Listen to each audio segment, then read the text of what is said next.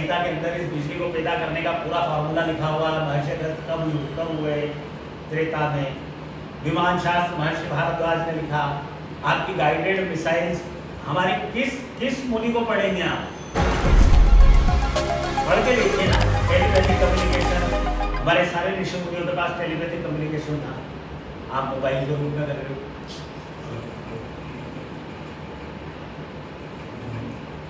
तपस्या की होगी, इतनी मेहनत की होगी। एक छोटा सा उदाहरण आपको देता हूँ सारा के ऊपर वर्षों से रिसर्च हो रहा है। आज तक विश्व का कोई वैज्ञानिक ये नहीं पकड़ पाया कि लक्ष्मण रेखा में क्या कला थी। तो लक्ष्मण जी ने केवल बाण से एक लाइन खींची, उस में क्या मंत्र उन्होंने बोला होगा कि बाहर से अंदर जाने वाले को तो अग्नि लग रही है और अंदर से बाहर जाने वाले को कुछ नहीं हो रहा। अरे रावण ने जितनी बार प्रयास किया अंदर जाने का, आग लगी। और जान कीजिए 1 मिनट में लान के बाहर आ गई। उसका कोई तो केमिकल कंपोजिशन होगा। अब आपका आधुनिक विज्ञान कहाँ गया? आप तो अपने आप को केमिस्ट्री के जनक मान रहे हो ना। कितने केमिकल कंपोजिशन हमारे शास्त्रों ने पहले से दे दिए। मेडिकल साइंस को उठा के देख लो आप, सर्जरी तक हमने बहुत पहले कर दी। आपका इंक्यूबेटर सिस्टम, आपके टेस्ट ट्यूब बेबी सिस्टम, क्या नहीं दिया द्वापर में आप?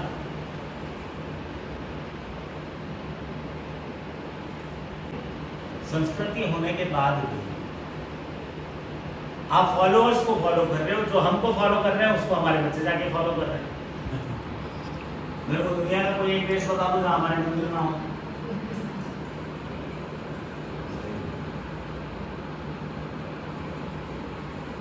कोरोना काल में आपने देख ही लिया, दुनिया मान रही।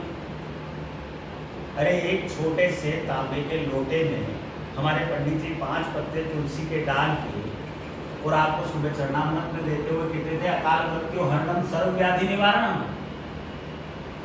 और हम क्या कहते थे? अरे ठीक है चरणामृत ले लिया और आ गए। किसी ने सोचा कि कितना बड़ा साइंटिफिक इफेक्ट था उसका। जो थोड़े बहुत अर्धशिक्षित परिवार थे, एडवांस कहे जाने वाले, उन्होंने कह दिया तो सब धक्के उसकी बात है, क्या होगा? किसी ने उस पर गौर किया कि अकाल मृत्यु हरणम सर्व व्याधि निवारणम केवल 3 आचमनी जल से। और जब कोरोना आया तो सबने माना ना कि 2 बूंद तुलसी का हाल घर घर डल रहा था। ये शरीर को निरोगी रखने के लिए जितने एंटीसेप्टिक, एंटीबायोटिक और एंटी एलर्जिक की आवश्यकता है वो 3 आचमनी जल में पर्याप्त था, क्योंकि तांबे के पात्र में उस तुलसी की जो रिएक्शन हो रही थी, उससे जो केमिकल जनरेट हो रहा था वो हमको स्वस्थ रखने के लिए पर्याप्त था। इसलिए हम सुबह सुबह निन्ने कोठे मंदिर जाते थे और 3 आचमनी जल लेके उसका पान कर लेते थे कि शरीर शुद्ध हो जाए। अब आदिकाल से हम ये जानते थे, आपने आज कोरोना में जाना। आज तक आप लोगों ने भी कभी घर में लगने वाले मसालों को गौर नहीं किया होगा। अब सिर्फ हमारे कुल देवता कौन है,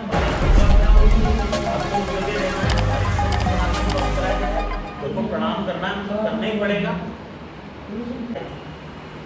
तो 61 दिन प्रभाव आते। अरे आपको कौन से ट्रेनिंग स्कूल में भेजा गया बताइए? आप सब बैठे हुए, कोई स्पेशल ट्रेनिंग दी आपको संस्कारों की? परिवार से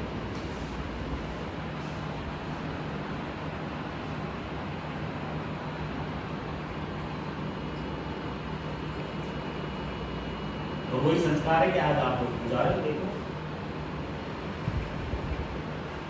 वो सारी लुप्त होती जा रही संस्कृति के लिए। पहले वो दादी नानी की जो कहानियां हुआ करती थी, प्रेरक, जैसे बालक छोटी अवस्था में मतलब बालक लालच में खिल जाते थे, जैसे हमने भी सीखा है ना, तो बिल्कुल वो मन में होता था कि एक और कहानी शुरू हो जाए, हमें सुनने को मिलेगी। वो चीज़ें सारी वहाँ हो और टीवी तक सीमित हो गया सारा। लेकिन क्या होगा, समय परिवर्तनशील, प्रकृति का नियम। परिवर्तन तो होगा, काल का परिवर्तन हुआ है। गर्दोनी, माथे पे टीका, सारे कान में बाली, सारे बंधन सारे तोड़- अब इसकी क्या आवश्यकता थी? इसकी क्या आवश्यकता थी? आज बच्चे ने दिया तो पुराना फैशन है, पहनना बंद कर दिया। ये हुआ ना, अब अभी देख रहे हैं आप घरों में। अब एक छोटी सी बीमारी है आजकल, सर्वाइकल स्पॉन्डिलाइटिस। 20-25 साल 30 साल के व्यक्ति को शुरू हो जाता है, पैरों में दर्द, घुटने में दर्द, कमर में दर्द, गर्दन में दर्द। अब आप वापस से पुराने समय में जाइए कि हमारी माता जी या दादी जी जो है कुएं से पानी खींचती थी, घर में घंटी चलाती थी, पूरा घर का आंगन लीपती थी, है ना, दिन भर काम करती रहती थी। तो 5 बजे से उठ के रात को 10 बजे तक रहती थी, वो सारी चीज़ हाथ से कर। उनको सर्वाइकल का प्रॉब्लम नहीं हुआ। बीमारी सब घर में नौकर लग गए, सारी आधुनिक चीज़ें आ गई तो सर्वाइकल की दिक्कत आ गई। तो माता तक को कभी कमर और उसके नीचे के भाग में तकलीफ नहीं हुई। उनने इस चीज को पहले पहन लिया और जीवन 100 साल का सुखमय जी लिया। आज के बच्चों ने इसको छोड़ दिया तो बीमारी के बाद ईंट का वजन लटका लिया। हुआ तो वही ना, दुनिया के वजन को देख के लटका। उनने शुद्ध चांदी का लटकाया था, आपने ईंटें टांगी। तो आप कहां से आधुनिक हो गए? आधुनिक तो हम पहले थे। कान में क्या पहना जाएगा, कितने वजन का पहना जाएगा और उससे किस बीमारी का इलाज होगा, यह हमारे शास्त्रों में लिखा है। गला हमारे यहाँ कभी सूना नहीं रखा गया था। अगर पुराने समय काल में जाएंगे तो गांव में बिना अंगोछा डाले हुए कोई नहीं चलता था, अंगू वस्त्र डाला जाता था, अच्छे रजवाड़े भी डालते थे। क्यों डालते थे? इसके कारण पे कभी कोई गया? गले में गमछा डाल के जाने की परंपरा क्यों रही है हमारी? ये मुझे सिखाने वाला व्यक्ति एक मतलब बिल्कुल अनपढ़ फॉरेस्ट का एक बिड गार्ड मेरा शो के साथ क्षेत्र जंगली वातावरण में देखता, तो टाइगर रेस्क्यू के लिए गए थे।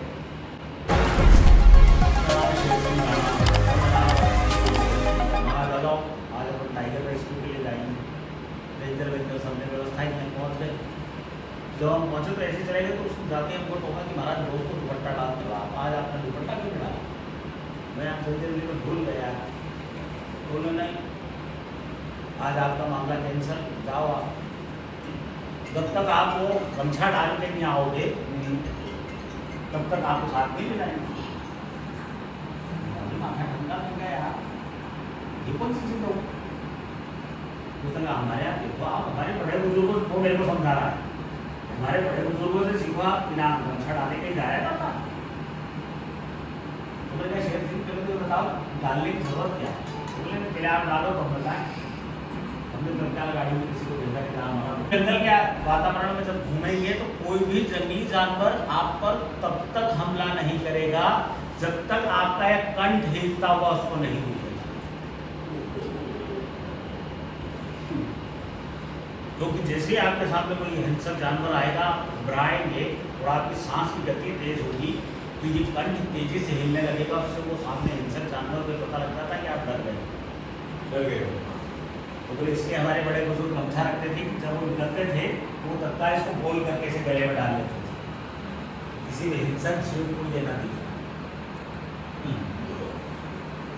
कंठ पे आपको कोई हिंसक जानवर सीधे कंठ पे अटैक करता है। अब इसी चीज को विक्रमादित्य द्वितीय ज्योतिष में ले जाके लिख रहे हैं कि राहु और केतु इनसे बनने वाले जितने भी ग्रह दोष हैं, नक्षत्र दोष हैं, इन सब का प्रभाव सबसे पहले कंठ से ही आरंभ होता है। इसलिए आप देखिए कि हमारे यहाँ परंपरा रही कि घर में गले में सोने की चेन या चांदी की चेन, भी तो बच्चे बचपन से ही काला धागा गले में रखा जाता है। आज आपने फैशन के नाम पे अपनी सुरक्षा कवच को छोड़ दिया।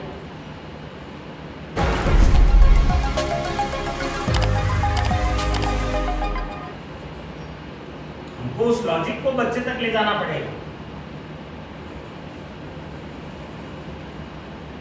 पुराना नाम इसका श्रीमान श्रीमान फूलमा, इसकी श्रीमान पुराण है, हाँ वही श्रीमान पुराण है। तो अभी मैं पूरा बनाना है। अंदर आ रहा था तब एक दो जगह मुझे श्रीमाल शब्द पढ़ने को मिला। महाकवि मार्ग वगैरह ऐसे फिर 2-3 महीने पहले मैं विराट नगर की संस्कृति पे काम कर रहा था, जो हरियाणा बॉर्डर पे राजस्थान का चुनाव के बाद।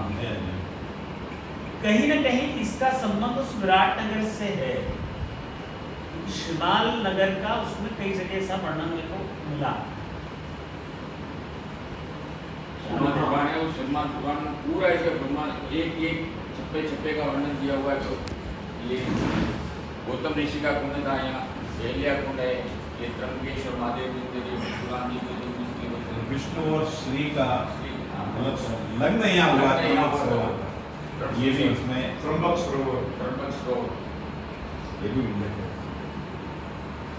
बहुत ऐतिहासिक है, काफी मतलब नगर है।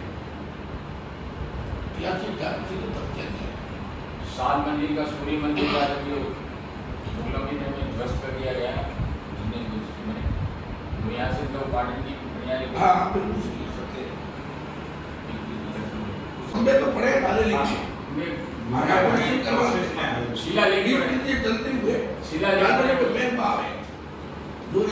ब्राह्मण श्रीमान ब्राह्मण पानी बनाएंगे हमारे उसके पानी जो है ना पहला पानी बच्चा पैदा होता है। तो जितने राजा महाराजा थे तो पहले बच्चे को उनकी इस पानी की तरह इतना ब्राह्मण जितने हैं। श्रीमाली ब्राह्मण सबकी उत्पत्ति यहाँ से हुई है। सब श्रीमाल से। 88,000 ऋषियों ने तपस्या की है।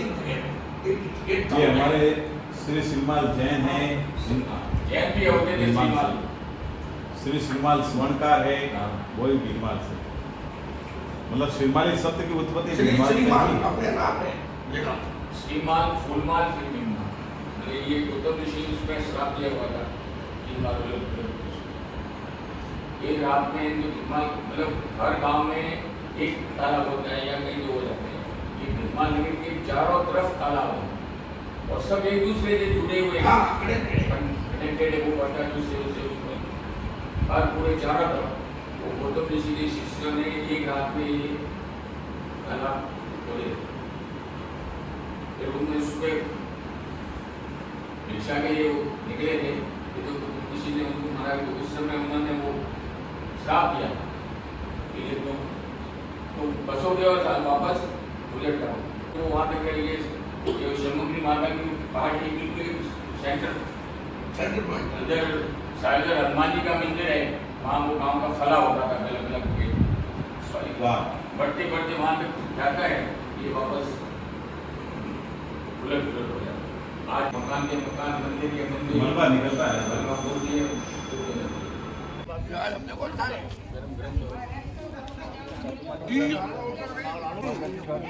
कितनी मोटी वाला बना अपना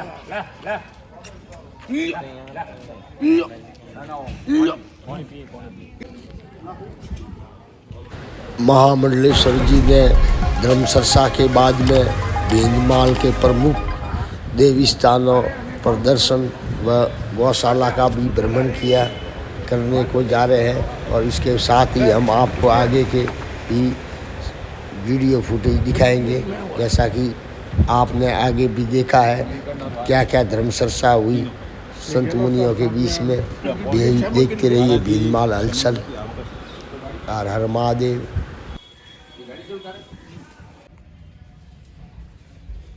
इस पे सिंदूर क्यों चढ़ा रहे हैं?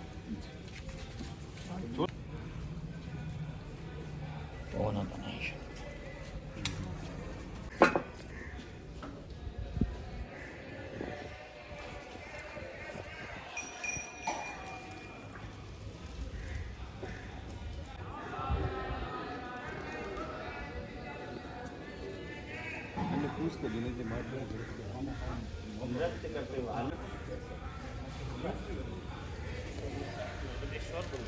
मांगने से एकदम कम फिर आके उनको मेरी टाइमिंग देते हैं 6 महीने में ठीक हो जाए, 12 महीने ठीक हो जाए, आकर प्रसादी चढ़ा दो। वाह वाह वाह।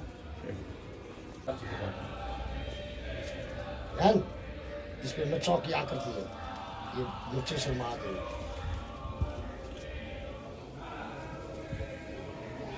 तो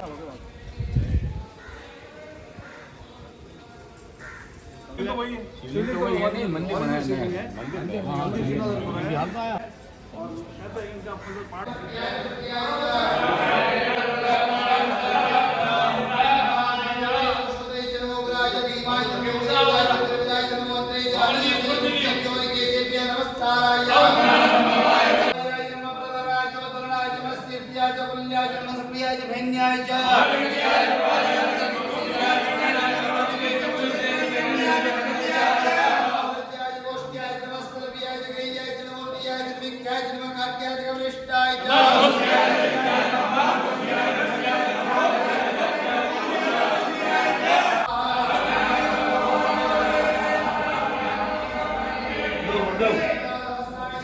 गुरुदेव